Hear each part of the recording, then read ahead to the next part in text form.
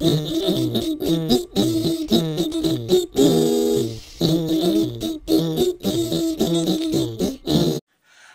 everybody, it's me GhostCritic, and it's time for, I guess you call it a new series of videos for this channel where I'm kind of branching out from comics, but not entirely, as you'll see a bit later on.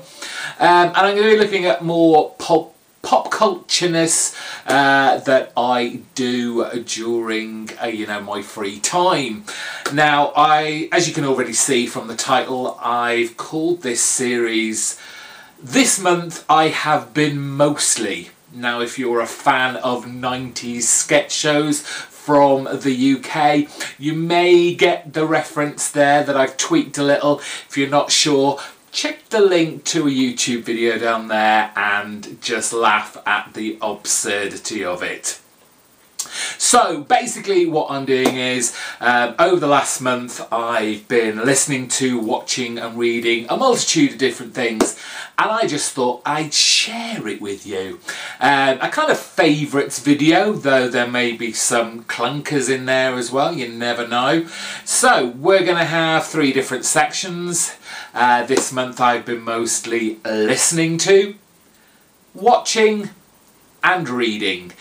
Let me know down in the comments section if this is something you'd like to see as a regular feature. I'm planning it on obviously doing it at the end of every month, the last Friday, just to keep everything nice and orderly. And I know when I need to put up that particular video. So without further ado, let's see what I have been listening to.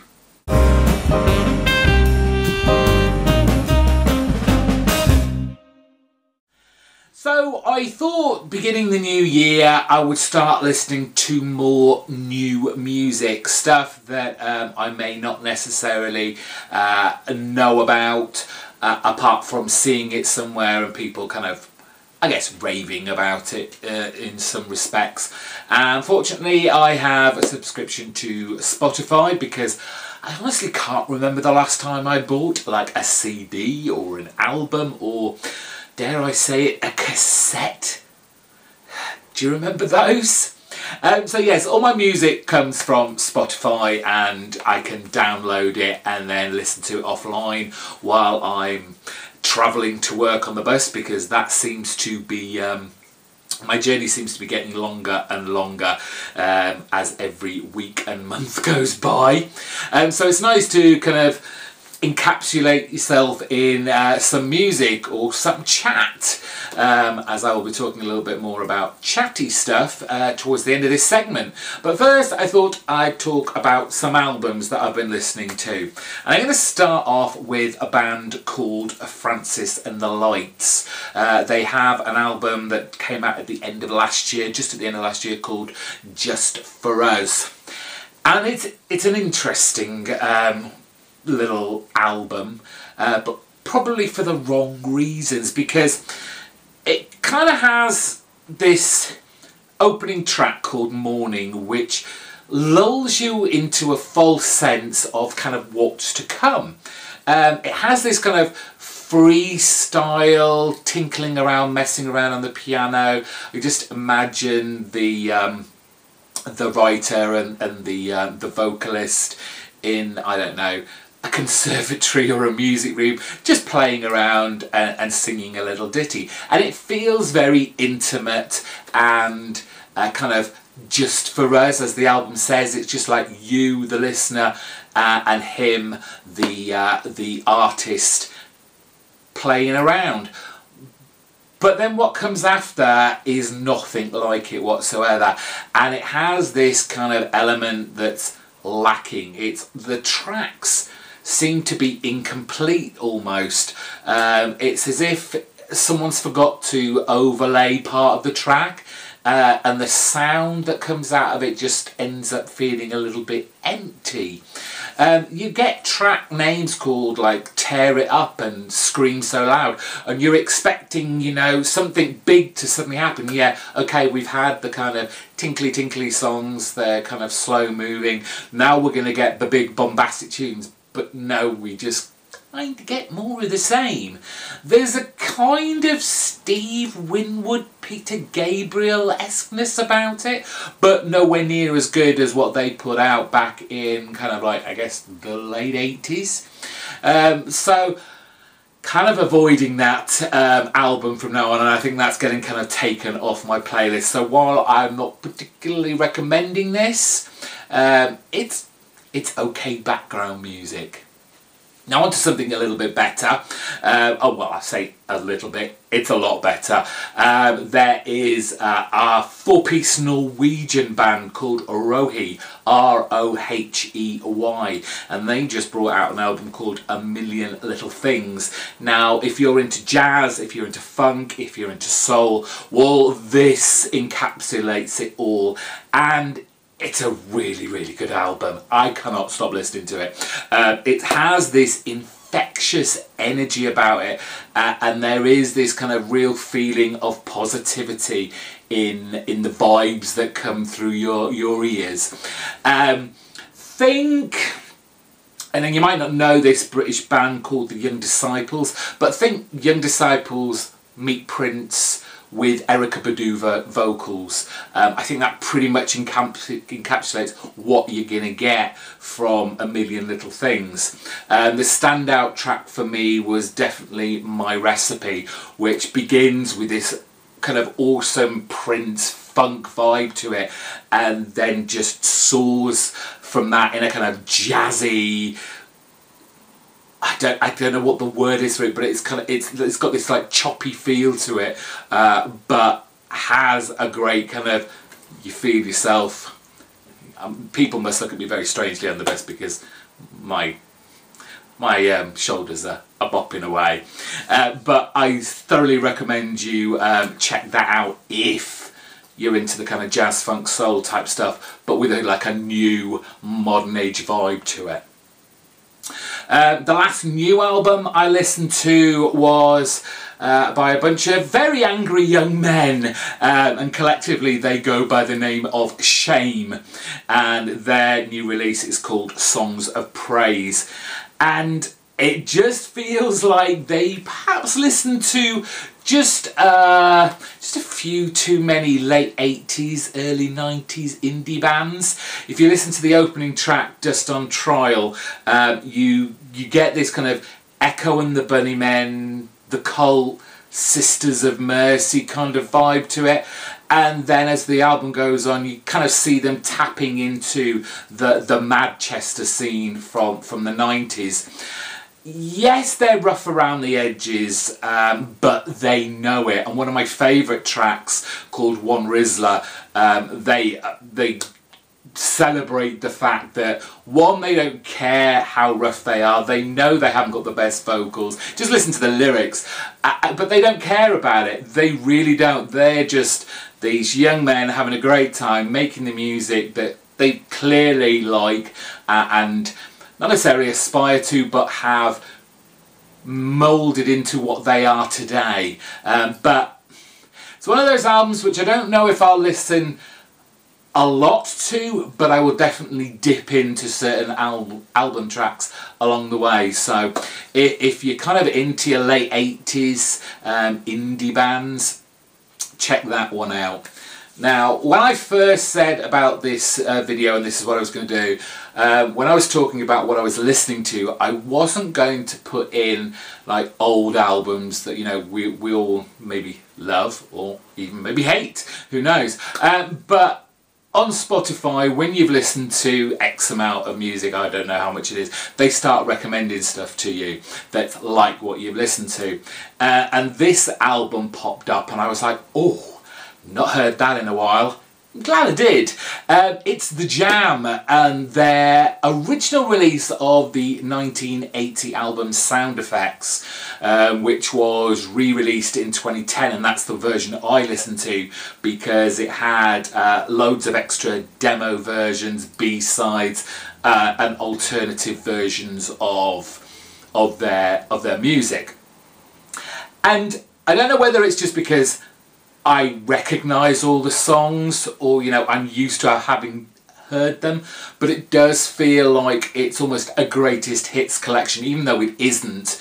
You've got song tracks like Pretty Green, Start, That's Entertainment, and while you know that the Jam kind of used to be this mod post-punk band, you can hear them getting closer to Paul Weller's next project, which was the kind of white boy soul pop of the Style Council, who I loved anyway. Style Council were an amazing band and much underrated at the time, but you can hear that in this album, and it's nice again, like I said, to hear the kind of demo versions, the rougher ones, the ones that haven't been particularly mixed yet, and found that full sound. So if you're wanting a little bit of old school 80s kind of almost mod pop type stuff, then definitely check out Sound Effects. Finish this little bit off. I'm getting into podcasts in a big way. I don't know whether that's because I'm doing one myself, but again, lots of time to listen to these while I'm either on my break or travelling to and from work on the bus. But there's 3 at the moment that, you know, I'd like to tell you about, and maybe you'll enjoy it. The first one is called Switched On Pop. Now, if I said artists like Mariah Carey, Lady Gaga and Justin Timberlake, you'd probably like, I don't want to listen to people talk about them. Well, I think you should give it a go, because these 2 guys break down artists which, you know, you probably don't listen to on a regular basis unless it's kind of on the radio. But they break down their songs and explain what makes them pop songs and what makes them good or bad pop songs. And I've just been engrossed. There's lots of episodes to choose from. Like I said, I've listened to about 3 or 4. The Mariah Carey one, they talk about her Christmas tune, All I Want for Christmas. The whole Lady Gaga image identity with the music they talk about. And Justin Timberlake's new release, I think it's called Dirty. I think it is, something like that. But great. They only last about half an hour each, so it's not a lot, but they know their stuff. They're musically trained. They kind of break down the tracks into, you know, how they're using the music. But just great stuff. Please check that one out. There's the Adam Buxton Show. Now this one, please go and listen to it, because it's fantastic. For those of you who don't know what Adam Buxton is, him and his mate Joe had a show, and it was called The Adam and Joe Show back in 1995-96, and it was a comedy sketch show. They've kind of both gone their separate ways. Joe directs movies now. If you've seen Attack the Block, he directed that. And Adam Buxton kind of did a lot of TV work here and there, but he does this podcast where he just chats informally to you. If you're from the US, you probably won't know a lot of the people that he talks to, but they are kind of famous over here in the pond of UK, but they cover a range of topics. You know, they'll talk about mental health. They'll talk about what it's like to be an actor. They'll talk about films and movies, and it's all done in a very light-hearted way. And Adam throws in these kind of crazy little jingles and stuff, but it really feels like you're sat having a chat with one of your best mates, and it feels really kind of cosy and warm. And Adam sounds genuinely like he's a great guy. He's someone you'd want to be mates with, and he's genuinely interested in listening to these people talk and getting to know them if he doesn't perhaps know them that well. So the Adam Buxton podcast, go check that one out. And finally, if you just want to have a laugh, go to How Did This Get Made, which, of all the ones that I've been listening to, I think this is the best made, because they introduce guests in every week to kind of freshen things up so you're not listening to the same voices all the time. But basically, they take bad movies and they dissect them and ridicule them, and it's funny. It is. These guys love watching bad movies. You know, it's so bad it goes back around to being good again, but perhaps not for the right reasons. They just listen. I just listened to them tear apart Howling 2. Your Sister is a Werewolf, and just laughed my way through that. And there's so many. Again, they've done about definitely in excess of 150 episodes, so I'm sure you will find a movie in there that you recognise, and just listen to them rip it to shreds. So that is what I have been listening to this month. Okay, so what have I been watching over the month of January? And all I can say is thank the Lord for Netflix, because I don't really watch a great deal of TV anymore. In fact, I probably watch... the most I'll ever watch is probably reruns on Sky of the old Simpsons, and that is about it. Because who doesn't like watching yet another repeat of a Simpsons episode? So yeah, Netflix is pretty much my viewing portal. I do kind of get given, or I buy myself a lot of TV series on DVD that I can't get on Netflix. And I'll probably talk about maybe a couple of those in later videos. This month it's all about Netflix because they had some great and some okay stuff that I want to talk about. I'm going to kick off, and I have no shame in this. You can ridicule me all you want, but Netflix UK has finally got all 10 seasons of Friends. There is just something about that show. Maybe it's because I grew up with it and it was such a huge phenomenon at the time, but I can put any episode of Friends on, and it doesn't matter what mood I'm in, I will always laugh at something within it, and it will always cheer me up. Yes, it's incredibly dated now, but there is some nostalgic joy in watching it, and I get to hate again on Ross Geller, who I thought was the worst character of all of them, and every time something horrible happened to him, I cheered with joy. So I'm trying not to marathon that and kind of ration myself to maybe one, maybe 2 episodes an evening. So I'm kind of getting my way through season 1 at the moment. Very slow. I have a ton of things I watch on Netflix, and you will probably hear about them as the months go by. But I've got so many TV shows on the go. But one thing I did mainline, and I binge watched from start to finish, was one of the latest Netflix documentaries. It's a 4-part series at the moment, and I hope they make much more. The Toys That Made Us. This is a history of all our favourite childhood toys, and at the moment they've made an episode all about Star Wars figures, Barbie, He-Man and G.I. Joe.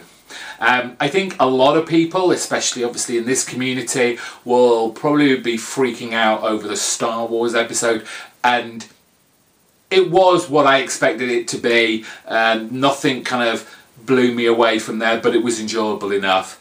I've got to say, I was very interested in the whole Barbie universe, not only through its origins, which were kind of slutty. Let's just put it out there. I mean, they say it in the documentary. Barbie wasn't... the origins of Barbie wasn't very wholesome. The He-Man one surprised me at how popular it was. I just don't know if it didn't hit my radar at that time, or maybe I was probably too old. I was in my teens at that time, kind of the mid-80s. I'm probably not interested that much in toys and action figures. But I was amazed at how much money that franchise made. It was astronomical, but of course it all came crashing down. And then the last one is G.I. Joe. Now, I'm sure Adam, Dr. Monkeybot, has watched and rewatched that episode many times. And elements of it, I remember having an Action Man, the one with the eagle eyes where it moved left and right. Where that went, who knows, but probably would be worth quite a few pennies now, I wouldn't be surprised. But the history of that was just so engrossing, so make time to watch those. I've now watched them twice because I marathoned and I binge watched them without my partner. They wanted to watch it as well, so I watched them all again, but still had just equally as entertaining time. Another documentary that I watched, which was kind of creepy but ultimately a little bit sad, was the Netflix documentary Voyeur. I don't know if anyone's heard about this, but basically this guy bought a motel and decked it all out, you know, as you do with a motel, to have people stay for whatever. But he basically enabled himself to be able to run through the roof, well, not run because he had to be very quiet, and he would watch people living their lives or their stays within his motel, and he watched everything. And it tells the story of how this guy, he basically wants to be famous, or at least infamous, before he dies, and he gets in touch with this quite controversial reporter who is himself an elderly man now, but has always touched on very kind of, you know, controversial topics in his time. I think his name was it Talese, and they almost, despite the fact that what this guy is doing is very creepy and kind of almost sick in a way, he's not actually doing any harm. He's not recording any of it. He's not sending it on. He is just watching these people through hidden grates and the like. But no, it's a bit weird. But they kind of get this friendship together, but it kind of blows up in both their faces. The guy, the voyeur, kind of thinks this is going to make him famous and give him a big name, and there's parts of it, I don't really want to spoil a lot of it, but what happens later on kind of backfires in both their faces. And at the end you almost kind of feel sorry for this guy. You really shouldn't. And he's a strange guy, and he's got strange wives. He's had more than one, but it was just weird. It was just weird, but it was a compelling weird. It's kind of like a car crash TV kind of. I really don't, not that I shouldn't be watching this, but more that this isn't something I really need to watch, but there was something about it. So definitely check that out. Movies, I just thought I'd throw a movie in here in the middle bit. Horror movies I watch a lot of. Watched a lot of bad ones, watched a lot of good ones. Watch more bad ones than good ones. I don't know where to put this one, but the premise sounded fantastic. It was something that I'd not thought of or thought I'd seen before, and it's a film called The Vault. And basically it is a horror movie based around a bank heist. We have this group of bank robbers who take over this bank. The money, or so they think, is down in this very old safe, which they have to open and break into. But there is all this backstory that this place is supposedly haunted. Again, don't want to spoil anything here if you do want to go and watch this. But there is this, and it is it's prefaced very early on, so it's not as if I'm spoiling too much here, but the history of this bank was that it had been robbed before, it had pretty much burned to the ground and they had to build it back up again, and lots of people died. You can see where this is going. But it kind of threw in this, I guess, a kind of serial killer element to it, which didn't kind of sit right. I don't know whether it was just my TV, maybe I didn't have the brightness, the contrast up high enough, but there was a lot of very, very dark scenes where you could hear something was going on, but you couldn't actually see. So ultimately, I think it was an interesting concept, badly shot. Did I say it's got James Franco in? He does very kind of odd movies from time to time, and this was certainly one that you wouldn't necessarily have expected him to be in. It did seem a little low budget, but not so much that, you know, it's bad to watch. But check it out if you're interested in the idea and you like James Franco. Now, finally, what I wanted to talk about, and if you must have been living under a rock or you don't have Netflix to not know that the latest season of Black Mirror came out just at the end of 2017, and I did not want to binge watch this because I love Black Mirror. I've loved every season that's come before it. Before Netflix got their hands on it with season 3, I'd already watched time and time again season 1 and season 2. And they kind of promote it as a kind of almost modern day Twilight Zone. And it is very much that in some respects. So season 4 came out and I was like, no, I'm not going to binge watch these.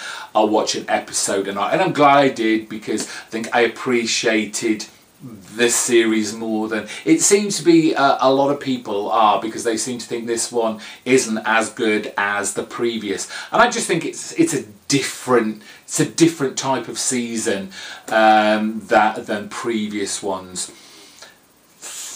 As I was going through and I was looking at all the episodes that have gone on, there were some standouts for me for the right and the wrong reasons. My favourite one had to be Metalhead, which was the black and white one with the kind of robot dog type of things chasing after humans and basically killing them. But there was just something about that episode that felt really, although it was out, this was a common thread through a lot of what I seem to see from a lot of the episodes, was there was a lot of open spaces being utilised, and given that the series in general, whether it's 1, 2, 3 or 4, are talking about technology and its overtaking of human life and their uses for good or bad. It seems strange that they would film so much of it in these expansive, deserted, open areas. There's one that they filmed, I think it was in somewhere like Norway or Iceland, something like that. So you had the big, huge snowy mountains. There's the last one, Black Museum, where she's driving through the desert. So you've got the expanses of kind of arid lands, dry, dusty. And Metalhead was the same, where you're on this very bleak countryside and you are being chased in a kind of, I don't know if you remember the film Duel, where you had that big kind of monster truck continually trying to drive off this guy off the road in his car and being continually chased. It had that feeling of it, where you have this poor woman who's seen the 2 guys that she's with killed, and then she has to try and escape, and she is fighting for her life using anything she possibly can. And it's just a great, tightly taught story. So that was my favourite. My least favourite of this particular season was Archangel, and it just kind of solidifies my opinion of overparenting that I see so much in my day-to-day life. It's like you see your child just sniffle, and that's it. You're overly, you know, you've got duvets around them, you're throwing medicine down them, and it's like, oh, they can't possibly go to school, it just annoys me. And this episode annoyed me because there was no one in the episode to root for. Yes, the mother was a horrible woman.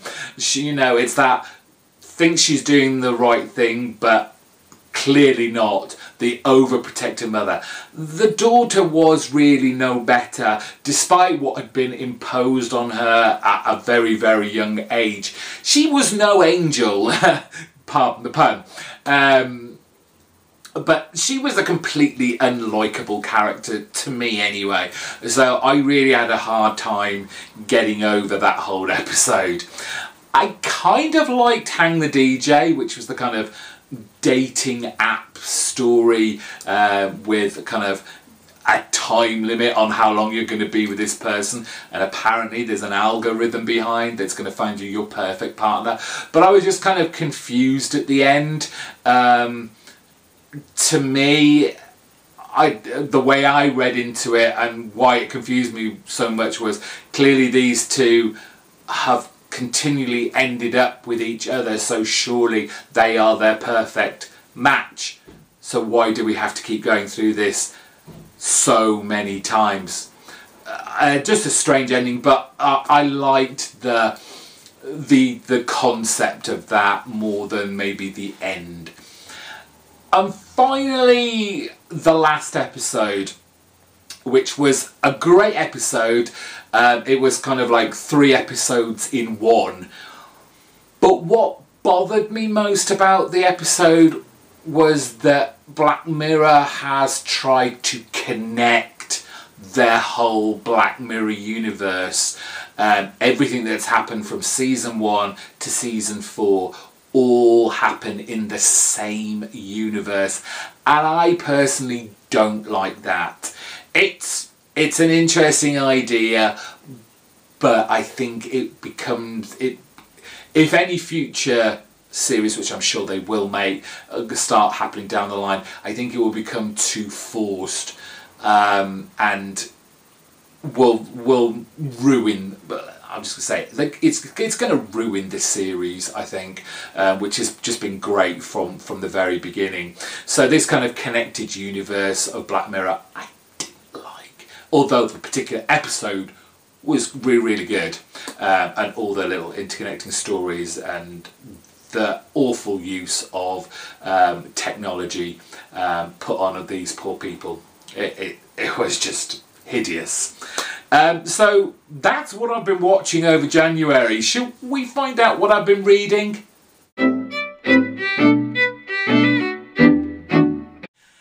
Now, without even realising it until I started putting this video together, I didn't realise that this was going to be such a love letter to one particular writer. Now, I did say when I first put this idea forward that it would be great to be able to get back into reading proper books, you know, those ones that don't have any pictures in them. And I have to say, I did go to a couple of Waterstones, one of the big bookshops that we have over here in the UK, and I guess I felt a little bit overwhelmed by obviously the choice within bookshops, and I just couldn't sit with anything that made me feel, yes, I do actually want to read that. But at the same time, I was like, I'm never going to read this. I'm never going to get the chance with everything else going on to be able to just sit down for maybe an hour or two a night or even a week and get this book read in a month. So unfortunately, the idea of me reading some fiction books could be a little way off for now. But of course, there is still lots to be read. It's just been Christmas. I bought quite a lot of graphic novels. they're books. Yeah, and I still have a pile of them next to my bedside table that I've still got to get round to reading, and this is a great opportunity for me to go, come on, let's get these books read. But as I said at the start of this, I didn't realise, well I did, but I kind of didn't, that I was reading the same writer in the books that I'm about to talk about now, and that is Ed Brubaker. Yeah, I don't know how I managed this, but I did.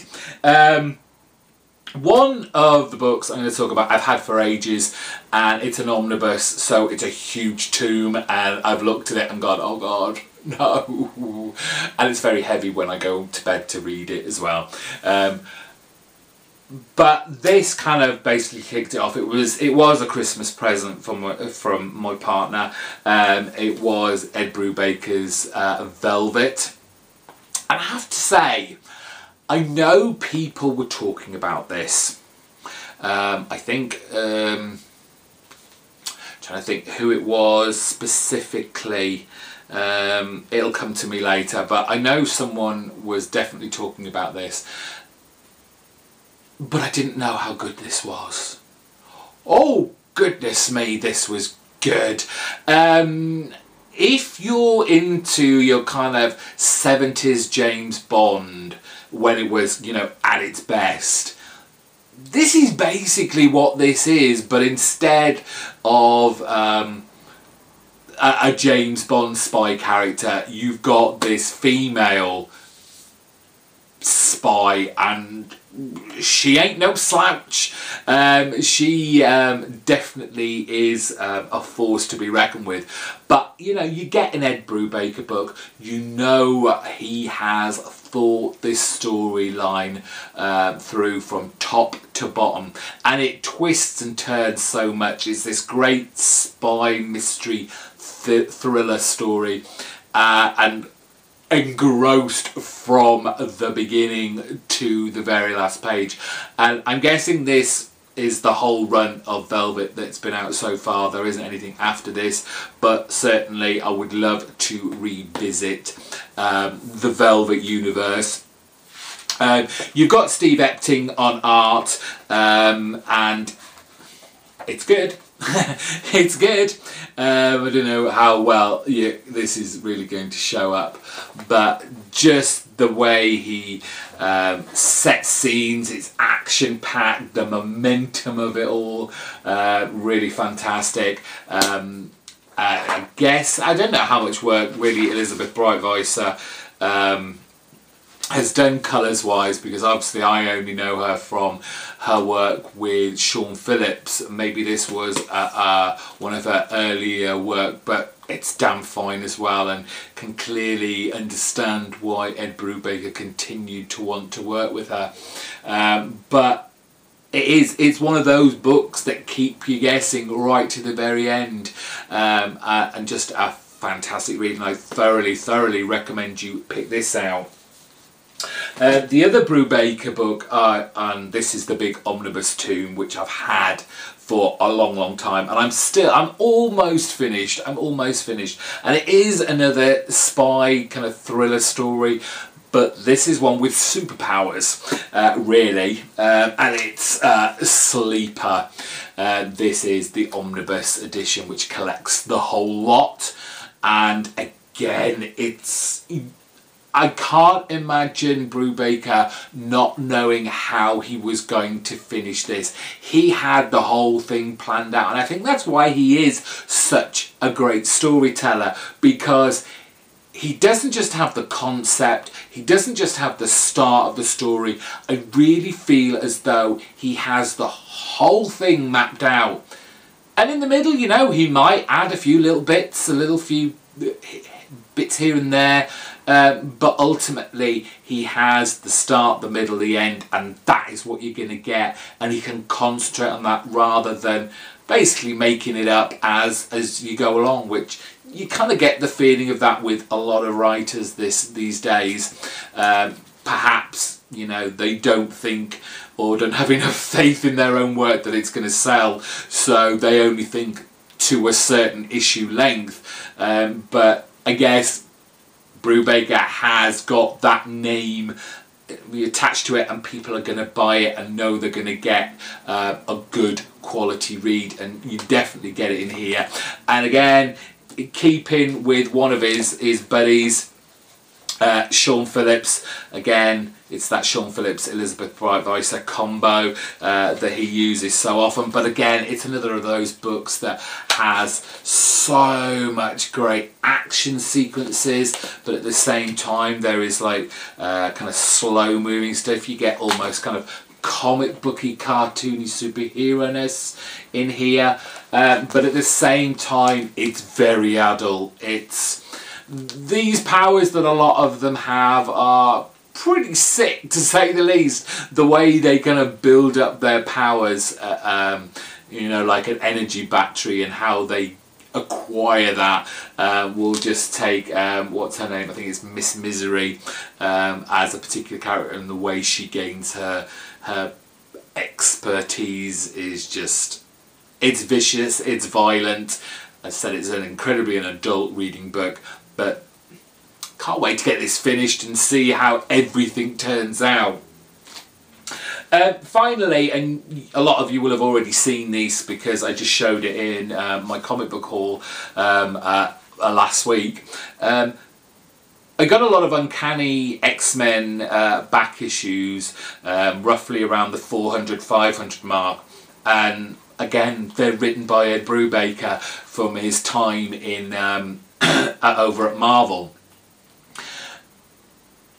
And this is where you kind of realise the constraints that artists, writers have when it comes to the big two, that they are no longer in control really of the stories, because you can in these particular issues, you know, it goes from the storyline The Extremist to Endangered Species, and the Divided We Stand storyline, where Matt Fraction kind of started coming on board to the point where Fraction just took over.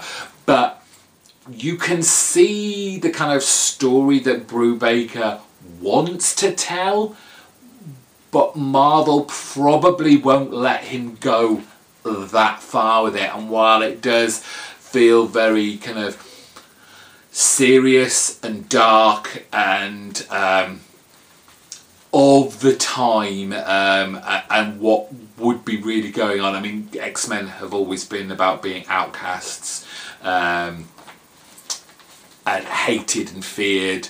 They are the minority of our real world, but it's just kind of, it just felt like Marvel kept pulling his reins back and stopping him from going exactly where he wanted to. They're good, but they're, you know, it's still good Brubaker, but you can tell he wanted to do that bit more. So those are the stuff I read this week. Okay, and there we finished with the first episode of this month. I have been mostly, I hope you enjoyed it. I would ask for kind of recommendations of things to listen, watch and read. And you can if you want. Just be prepared for me not to like them, basically, and not be too offended or upset if I do. But I hope you enjoyed yourself. If you've watched, read, listened to any of the stuff that I've just been talking about, let me know in the comments section below. Tell me if you agree or disagree. I don't mind. Just like to have a chat with you all, and it's been great doing this first episode. Hope you enjoyed it as much as I enjoyed making it. Until the last Friday of February, where we'll see what else I've been watching, listening and reading. Until then, take care. Bye bye.